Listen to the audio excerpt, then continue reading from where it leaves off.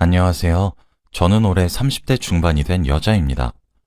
제 인생에서 제일 잘한 일이 바로 지금의 남편과 결혼한 일이라고 당당하게 말하는데 그 이유가 바로 시부모님 때문이에요. 아마 시부모님이 아니었다면 저는 평생을 외롭고 쓸쓸하게 보냈을 겁니다. 다들 시댁살이라고 하면 시부모님과 갈등을 많이 생각하실 텐데 저는 오늘 행복한 시댁살이 이야기를 하려고 해요. 저는 어렸을 때부터 아주 평범한 집안에서 자랐어요. 경제적으로 그렇게 풍요롭지도 않았고 외동딸이지만 부모님의 사랑도 많이 받고 살지 않았습니다.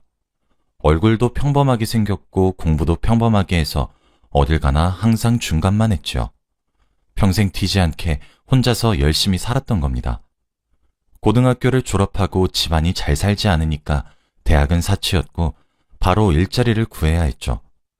저는 많은 건 안 바랬고 월급만 제때제때 주는 일을 하고 싶었는데 제가 공부를 잘했던 것도 아니고 집안이 좋은 것도 아니니 생각외로 별로 좋지 않은 직장에 취업하게 되더군요.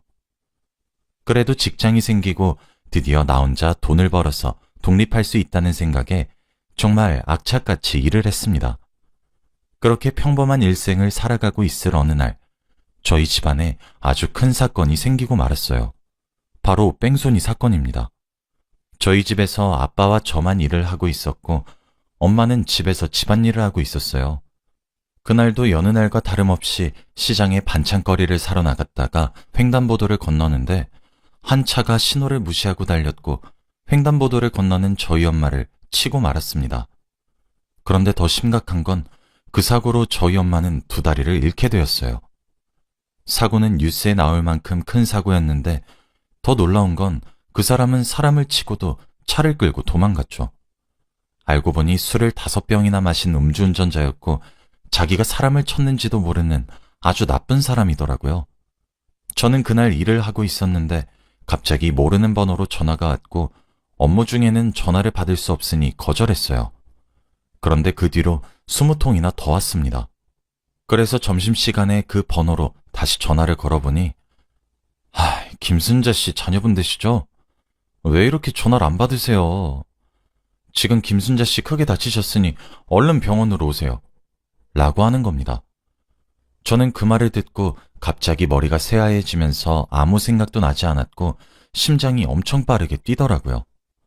오늘 아침까지만 해도 멀쩡히 나랑 인사를 나누던 엄마가 도대체 무슨 큰일이 생겼길래 병원에서 이렇게 급하게 전화가 오는지 저는 당장 반차를 내고 급하게 병원으로 달려갔습니다.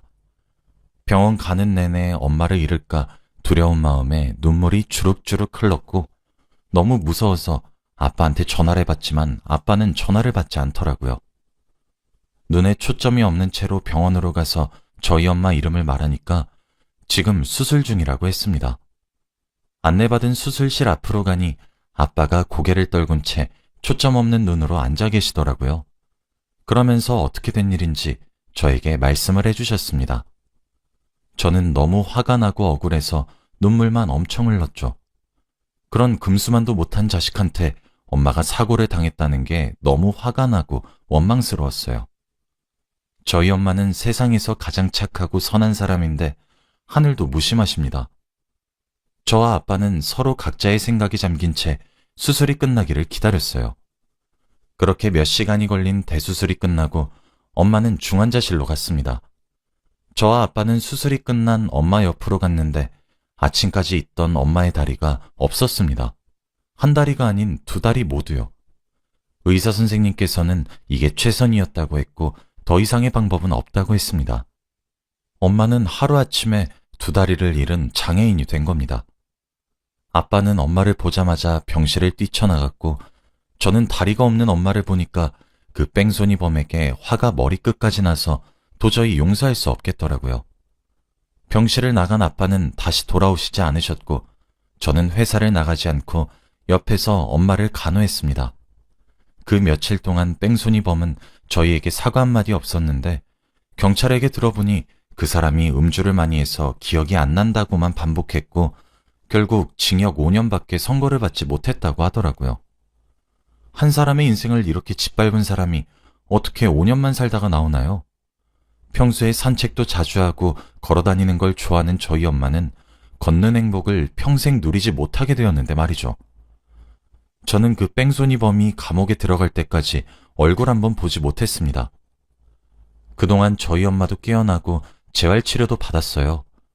엄마는 일어나자마자 두 다리가 없는 자신을 보고 눈물을 하루 종일 흘리셨고, 저는 그런 엄마 옆에서 평생 도와주겠다고 결심했어요. 그런데 그동안 아빠는 단 한 번도 엄마와 저 옆에 나타나지 않았습니다. 전화와 문자를 해도 답장이 없었고, 제가 집으로 가니 아빠는 술만 먹고 계시더라고요. 아마 엄마가 그렇게 된 게 아직은 받아들이기 힘드신 것 같았습니다. 그리고 엄마는 재활치료도 열심히 받았고 휠체어를 이제 잘 사용할 수 있게 되어서 퇴원을 하고 집으로 돌아왔어요. 저희 집은 엘리베이터가 없고 계단밖에 없어서 엄마를 데리고 올라가기 너무 힘들었지만, 그래도 몇 달 만에 집에 가는 엄마가 행복해 보여서 저는 꾹 참고 엄마를 업고 집으로 데려갔죠. 저는 이제 그날부터 다시 예전처럼 평범한 가족이 될 줄 알았습니다. 그런데 이건 제 착각이었나 봐요. 그날부터 저희 아빠의 가정폭력이 시작되었거든요. 아빠는 술만 먹으면 괴물로 돌변했습니다. 그런데 아빠는 술을 먹지 않으실 때에는 평범한 남편이었어요. 시간이 지날수록 아빠의 알코올 중독 증세는 더 심해졌고 술이 없으면 일상생활이 불가능할 정도였습니다. 그래서 직장에서도 쫓겨나고 하루 종일 집에 박혀서 술만 먹었죠. 엄마는 도저히 참을 수 없어서 아빠와 이혼을 했고 저와 둘이서 살게 되었어요. 저는 그때 깨달았습니다. 평생 결혼도 할 수 없을 것이고 엄마 뒷바라지만 하고 살아야 되겠다고요. 제가 결혼을 하고 가정을 꾸리면 혼자서 외롭게 지낼 엄마가 걱정되었고, 평생 동안 불행 속에 사셨던 저희 엄마가 너무 불쌍했습니다. 그래서 엄마를 위해 돈을 벌고 그 돈을 엄마를 위해서만 썼어요. 그런데 그때 한 남자가 나타났습니다. 얼굴도 괜찮고 능력도 성격도 괜찮은 남자였죠. 그 사람을 만나면서 처음 결혼에 대해 생각해 본 것 같아요. 평생 제 인생에서 결혼은 없을 것만 같았는데 그 사람을 보니 가정을 꾸리고 싶은 욕심이 생기더라고요. 엄마한테 몹쓸 짓인 건 알지만 나름대로 저도 지쳐 있었고 조금은 행복을 누리고 싶기도 했습니다. 착한 엄마는 혼자가 되는 게 두렵긴 하지만 딸이 행복하면 좋겠다며 자기 눈치 보지 말고 결혼을 하라고 했어요. 그 남자는 저희 엄마가 두 다리가 없어도 괜찮다고 한 아주 다정한 남자였습니다. 그런데 문제는 그 남자 집안의 부모님이었죠. 처음에는 좋게 말하시면서 결혼을 하지 않아 주었으면 좋겠다고 말씀하셨고, 그 남자는 부모님의 반대를 무릅쓰고 결혼을 진행하자고 하더라고요. 저희가 뜻을 굽힐 생각이 없으니 저에게 찾아오셔서 돈다발을 주시며 우리 아이 인생 망칠 생각하지 말고 제발 결혼 포기해 주세요 라고 부탁하셨습니다. 저는 이 상황이 도저히 납득이 되지 않았고 이유를 물어도 대답이 없으시더라고요. 단지 제가 며느리감으로 마음에 들지 않아서 그렇게 말하시는 건가 싶어 제가 열심히 하면 좋게 보실 줄 알았어요. 그래서 마지막 기회라고 생각하고 그 남자의 집에 놀러 갔습니다.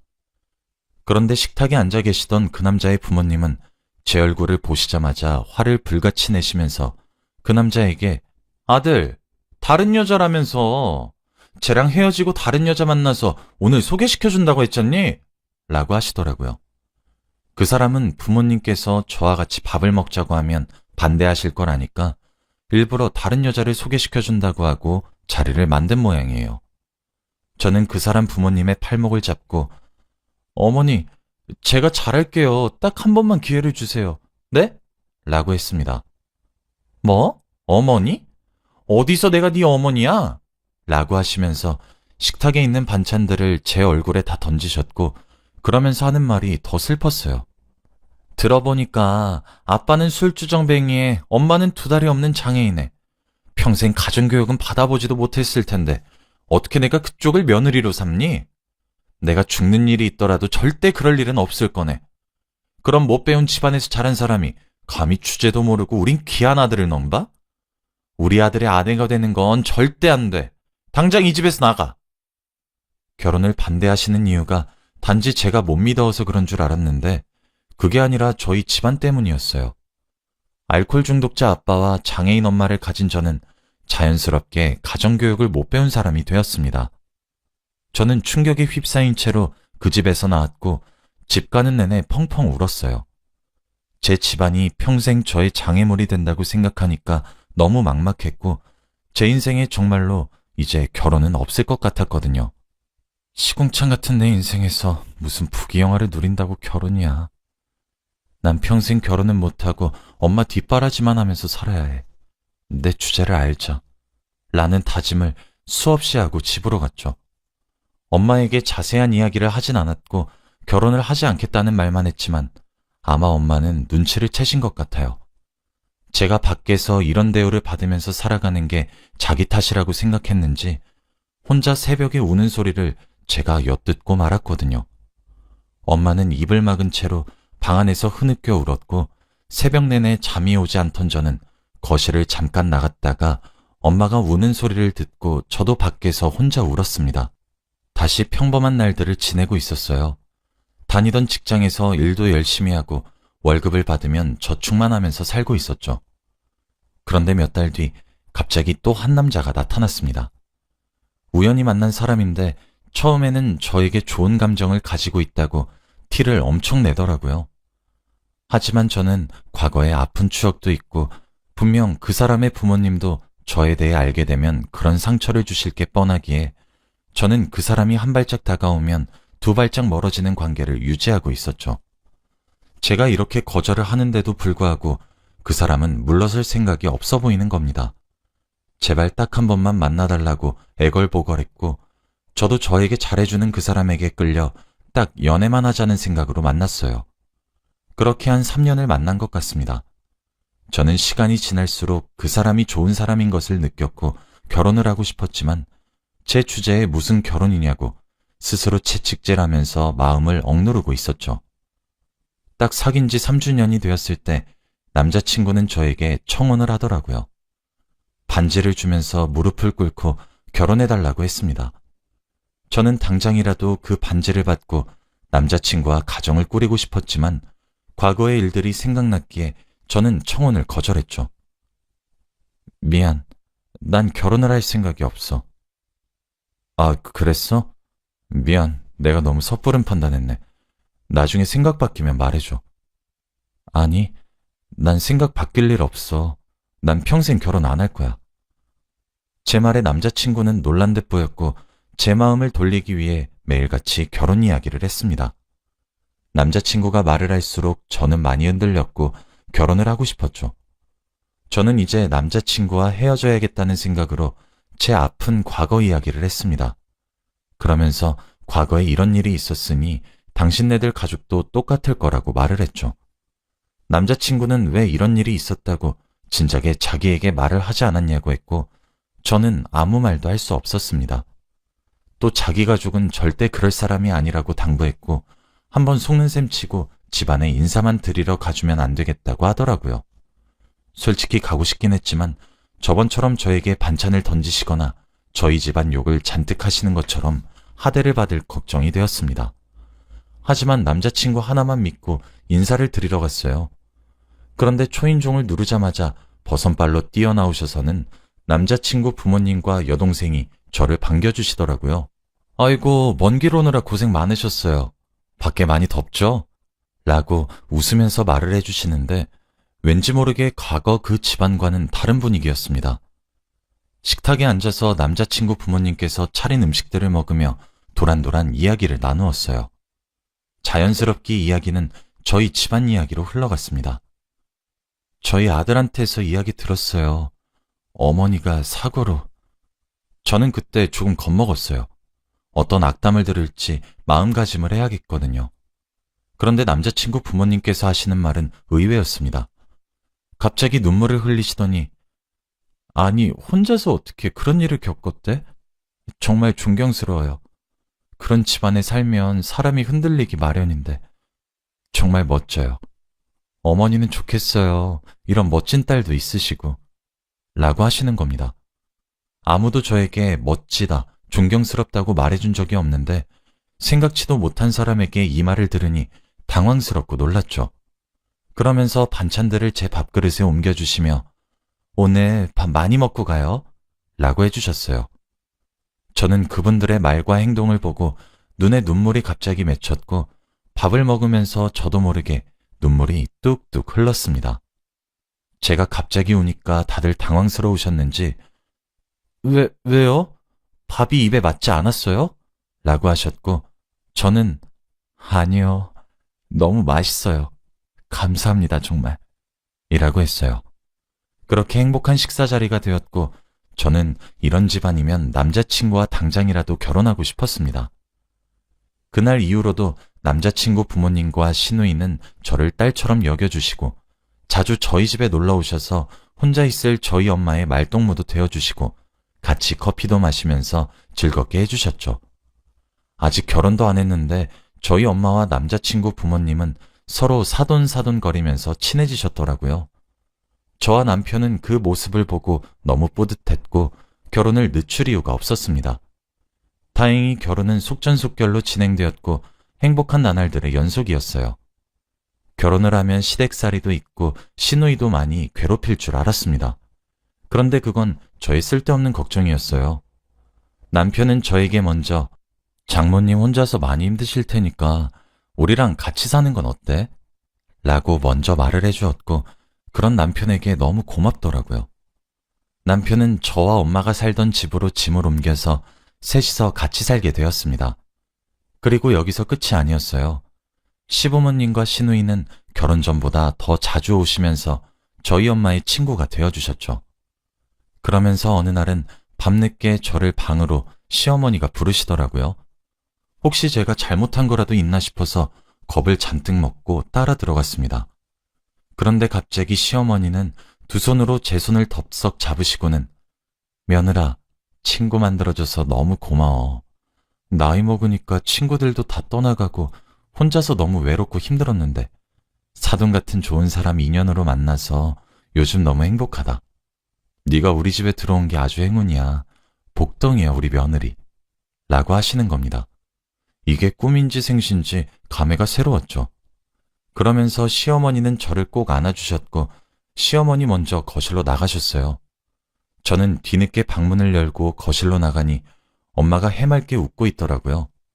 엄마는 사고 이후에 한 번도 웃으신 적이 없는데 시부모님과 남편 그리고 시누이까지 함께 도란도란 이야기를 하며 행복해하시는 모습을 보니까 제가 다 기쁘고 뿌듯했습니다.